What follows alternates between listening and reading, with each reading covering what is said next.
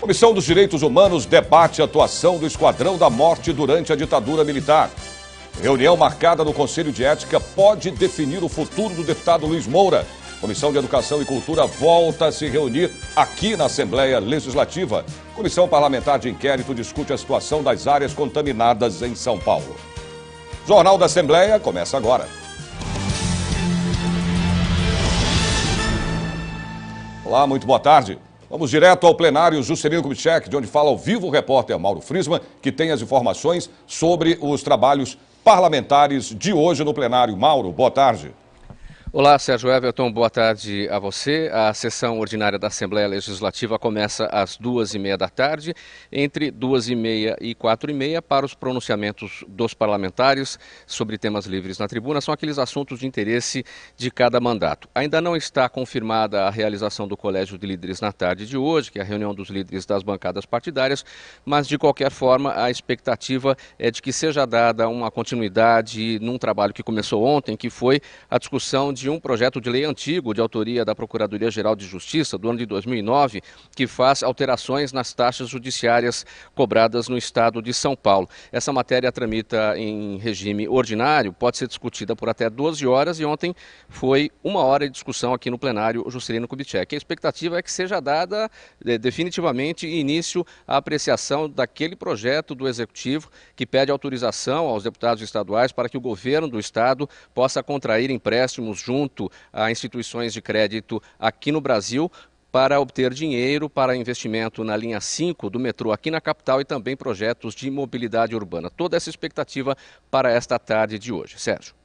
Ok, Mauro. E a Comissão de Defesa dos Direitos da Pessoa Humana, da Cidadania, da Participação e das Questões Sociais se reúne hoje aqui na Assembleia de São Paulo. E quem tem essas informações agora ao vivo é a repórter Ana Kaline. Ana, boa tarde. Boa tarde, Sérgio. É isso mesmo, a comissão se reúne hoje a partir das 2 da tarde no auditório Teotônio Vilela. Na verdade, é uma reunião conjunta com a Comissão Estadual da Verdade, Rubens Paiva. E o assunto, o famoso Esquadrão da Morte, que atuava na década de 70 e tinha à frente o delegado Sérgio Paranhos Fleury, que, de acordo com o deputado Adriano Diogo, do PT, que preside tanto a Comissão de Direitos Humanos quanto a Comissão da Verdade, foi o ícone na repressão policial. Hoje à tarde devem participar desse debate também Débora Maria da Silva, ela que é coordenadora do movimento Mães de Maio, a jurista e socióloga Alessandra Teixeira e também Marcos Roberto Fux, ele que é diretor da Conectas Direitos Humanos. Mas também há uma grande expectativa com a vinda do jurista Hélio Bicudo, que escreveu um livro intitulado Um Depoimento, ou Meu Depoimento, sobre o Esquadrão da Morte. E ontem, Sérgio, a Comissão de Direitos Humanos anunciou a abertura das inscrições para mais uma edição do Prêmio Santo Dias de Direitos Humanos. Na sua 18ª edição, o prêmio destaca pessoas ou entidades que atuam em defesa dos direitos humanos. As indicações podem ser feitas por deputados ou por associações reconhecidas no estado de São Paulo. Qualquer pessoa pode mandar suas indicações aqui para a Assembleia Legislativa, para a Comissão de Direitos Humanos, para a Secretaria, e é uma coisa importantíssima, né? E ontem a Comissão dos Direitos Humanos anunciou a abertura de mais uma edição do Prêmio Santo Dia dos Direitos Humanos. Está marcado, para hoje aqui na Assembleia, uma reunião dos deputados da Comissão de Educação e Cultura. A repórter Silvia Garcia tem as informações. Silvia, boa tarde. Boa tarde, Sérgio. Muito boa tarde a todos. 14 itens serão analisados e votados nesta comissão. Um deles solicita, por exemplo, que a presidente do CRUESP, que é o Conselho de Reitoria das Universidades do Estado de São Paulo, venha até a comissão para esclarecer a crise que afeta as 3 universidades estaduais, USP, Unicamp e Unesp. Só para lembrar que as universidades estão sem dinheiro até para pagar os funcionários. O outro item que ainda deve ser analisado nesta comissão de hoje à tarde também é um ofício que será encaminhado à Secretaria de Educação, onde, depois de passar pelo Departamento de Perícias Médicas do Estado, aquela professora que foi considerada obesa diz estar apto, através desse documento, a trabalhar. Isso mesmo, essa comissão está prevista para começar a partir das 2h30 da tarde no plenário José Bonifácio. Eu volto com você, Sérgio. Obrigado, Silvia. Bom, o repórter Jorge Machado agora tem os detalhes da reunião do Conselho de Ética e Decoro Parlamentar que acontece hoje aqui no Parlamento Paulista. Jorge, boa tarde para você. Boa tarde. A reunião está marcada, prevista para começar às 14h30 no plenário Tiradentes e estão convocados os deputados membros efetivos e substitutos. São membros efetivos, deputado Cauê Macris, deputado João Paulo Rilo, deputado Marco Aurélio de Souza, deputado André Soares, deputado Afonso Lobato, deputado Campos Machado, deputado Alex Manente, deputado José Bittencourt. Quem preside esta comissão é o deputado Hélio Nishimoto, do PSDB. O objetivo desta reunião apreciar a manifestação formalizada pelo deputado Luiz Moura com relação à representação contra ele apresentada pelo deputado Pedro Tobias, do PSDB. O objetivo segundo é discutir a denúncia apresentada pelo deputado João Paulo Rilo e outros em desfavor do deputado Bruno Covas, ambas representação e denúncia referentes a fatos noticiados em matérias jornalísticas veiculadas em diversos meios de comunicação. Lembrando que, em razão das eleições, o Conselho de Ética não teve reuniões por falta de quórum e, portanto, a defesa prévia, a análise da defesa prévia do deputado Luiz Moura, do PT, foi prejudicada. Sérgio. Vale lembrar que todas essas comissões serão transmitidas ao vivo pelo site al.sp.gov.br.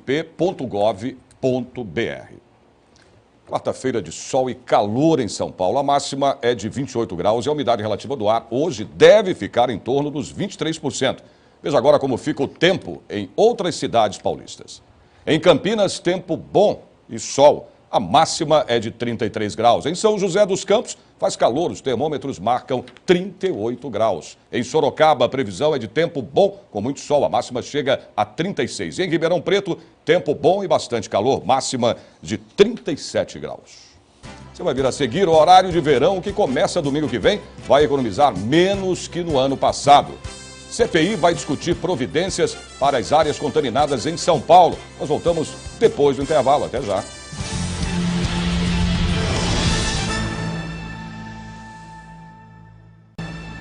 Voltamos a falar ao vivo com o repórter Mauro Friesman, que tem agora as informações da reunião dos deputados que fazem parte das CPIs, né, Mauro? Das áreas contaminadas em São Paulo. É com você. É isso mesmo, Sérgio Everton. Os 9 deputados integrantes da CPI das áreas contaminadas vão apreciar na tarde de hoje um requerimento da deputada Vanessa Damo, do PMDB, que é a presidente dessa CPI. A presidente solicita a prorrogação dos trabalhos da comissão por 60 dias. São Paulo tem mais de 4.700 áreas contaminadas, mas o trabalho da CPI é focado especialmente no condomínio Barão de Mauá, no município de Mauá.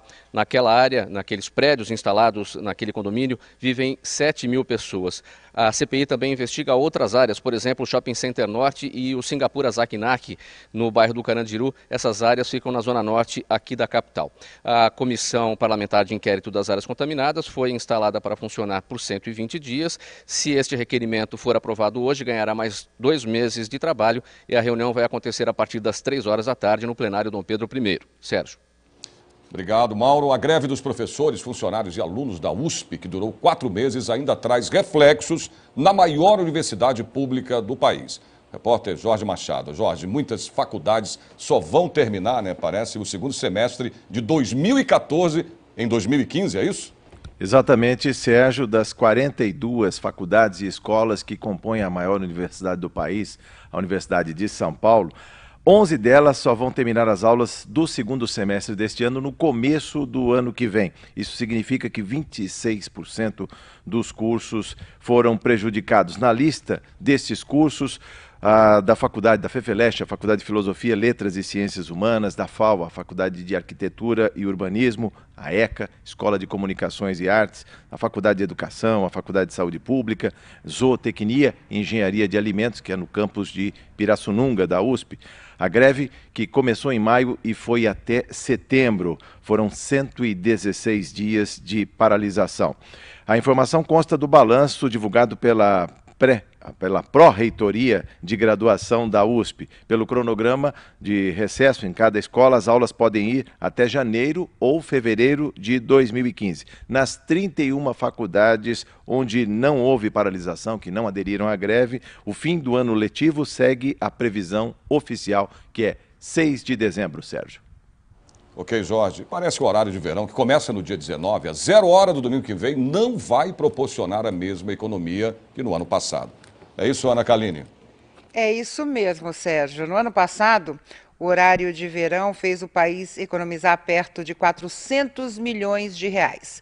Já neste ano, segundo a Secretaria de Energia Elétrica do Ministério das Minas e Energia, essa economia deve girar em torno de 278 milhões, ou seja, bem abaixo do que foi conseguido em 2013. E o motivo, o aumento da demanda de geração de energia em virtude da estiagem, ou seja, a falta de chuvas é a principal culpada, a principal vilã nessa história. Então a gente não pode esquecer, no próximo domingo, às 0 hora, de adiantar o relógio em 1 hora. Isso vai acontecer em 10 estados. São eles: Rio Grande do Sul, Santa Catarina, Paraná, aqui o nosso estado de São Paulo, Rio de Janeiro, Minas Gerais, Espírito Santo, Goiás, Mato Grosso e Mato Grosso do Sul, além, claro, do Distrito Federal. E lembrando também que o horário de verão termina no dia 22 de fevereiro do ano que vem, de 2015. Sérgio. Obrigado, Ana. E confira agora como fica o tempo à tarde em mais cidades do interior e também no litoral do estado. Em Santos, céu aberto e calor. A temperatura chega aos 29 graus. Em São José do Rio Preto, mais um dia de sol forte e muito calor. A máxima prevista é de 40 graus. Em Mogi das Cruzes, os termômetros marcam 34 graus. E em Piracicaba, o dia também é de muito calor, 38 graus. Regulamentada a lei que dá o adicional de periculosidade aos motoboys. O projeto de lei quer acabar com a venda indiscriminada de sinalizadores navais em São Paulo. Você tem os detalhes daqui a pouquinho. Até já.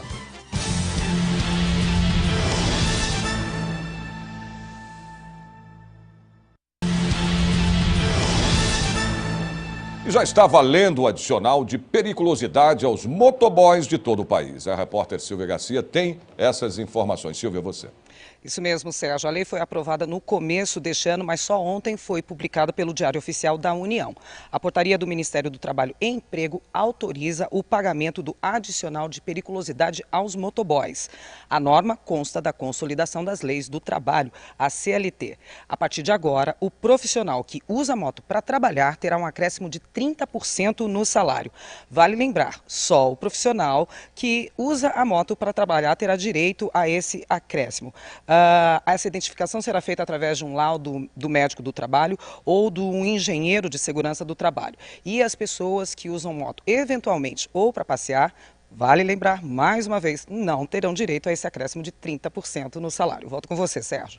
Ok, Silvia, e o fim de ano está chegando e tem gente preparando o show de fogos de artifícios. Algumas pessoas usam até sinalizadores de embarcações para dar mais brilho, né, à festa. Foi um desses artefatos disparados pela torcida do Corinthians no jogo na Bolívia que matou um garoto na arquibancada. Um projeto aqui na Assembleia quer acabar com a venda fácil e indiscriminada dos sinalizadores. O sinalizador, que atinge aproximadamente 300 km por hora, é vendido livremente, inclusive pela internet. O artefato pode ter a comercialização proibida de acordo com o projeto de lei 74 de 2013, exceto para donos de embarcação. Moisés Gomes, diretor da Escola de Bombeiros Civis do Estado de São Paulo, explica a destinação correta do artefato e seu potencial ofensivo. Esse foguete sinalizador, uma vez disparado, tá? Ele deve ser disparado numa posição com a mão elevada, né? E num ângulo de 45 graus, que vai permitir que outras embarcações ou até equipes de emergência que estejam procurando ou se dirigindo para o local possam visualizar esse sinal de emergência e chegar mais rápido. O projeto de lei da deputada Vanessa Damo, do PMDB, restringe a comercialização de sinalizadores navais aos donos de embarcação. Se o projeto for aprovado, eles passarão a ter que apresentar um documento chamado Título de Inscrição da Embarcação aos comerciantes para comprar o artefato. Tudo que vier para poder restringir, de certa forma, esse tipo de artefato é bom para a população, o Corpo de Bombeiros apoia. Para a deputada Vanessa Adamo, as exigências definidas no projeto de sua autoria vão restringir o comércio dos sinalizadores e dar mais segurança à população. É importante para que quem tem embarcação é um termo de segurança necessário, é exigido isso. Então, se é que tem que ter, quem tem embarcação precisa, então tem que ser, vai ser vendido somente para pessoas acima de 18 anos, que tem que apresentar o CPF, o RG e o título de inscrição da embarcação também, né? Isso fica registrado com o comerciante para que outras informações possam ser passadas de repente, se precisar de informações de quem obteve esse sinalizador, que seja uma pessoa que tem embarcação e que precisa utilizá-lo, não em eventos com multidões ou em que pessoas possam ser atingidas por ele. Os bombeiros conseguiram controlar o fogo que destruiu parte do Parque Estadual da Cantareira. Ana Kaline, a causa desse incêndio já foi descoberta? Olha, Sérgio, segundo os bombeiros, a causa mais provável foi a queda de um balão. E o fogo foi controlado, sim, por volta das 6h30 da tarde de ontem. E a área atingida ainda não foi calculada. Mas, Sérgio, os balões não são os principais vilões das causas de incêndios no estado de São Paulo. Segundo o próprio Corpo de Bombeiros, de cada 4 incêndios, 3 são provocados por queimadas propositais. É isso mesmo. Mas a situação na Serra da Cantareira foi controlada, hoje está tudo bem, mas a realidade no estado de São Paulo é bem diferente. Fotos de satélites mostram 232 focos de incêndio em nosso estado. É isso mesmo, 232 focos de incêndio. Por exemplo, a cidade de Jundiaí já perdeu o equivalente a 400 campos de futebol só com incêndios em suas matas. Isso é muito preocupante e deve haver alguma forma aí de prevenir, principalmente mais fiscalização para que essas queimadas propositais não aconteçam. E também a situação tem se agravado, claro, pela falta de chuvas, ou seja, a estiagem tem também provocado incêndios em nossas matas. Sérgio. Pois é, Ana, e com essa falta de chuva e o tempo seco, o mês de setembro foi o mais quente dos últimos 134 anos em todo o mundo. É isso, né, Mauro? Sérgio Everton, e este cálculo ou esta conclusão é de técnicos da NASA, a Agência Espacial Norte-Americana. A informação é a seguinte: o mês de setembro foi o mais quente desde 1880, quando essas medições começaram a ser feitas. E o pior dessa história é que o mês de agosto também foi o mais quente da história, o que mostra ou que mostraria uma tendência de aquecimento global. Aqui em São Paulo, os meteorologistas dizem que as próximas chuvas só vão chegar a partir da terça-feira da semana que vem, com a aproximação de uma frente fria. E os especialistas alertam que, mesmo que chova o esperado, o sistema Cantareira, que hoje, quarta-feira, opera com 4,5% de sua capacidade, mas com água do volume morto, só vai se recuperar daqui a 5 anos. Mauro Friesman para o Jornal da Assembleia.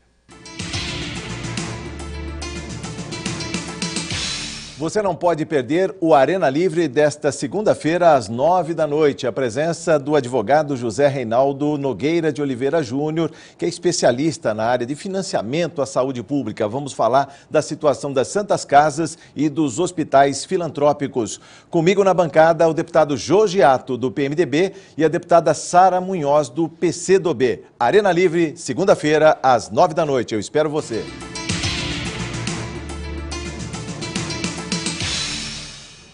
A previsão do tempo para mais cidades do interior de São Paulo.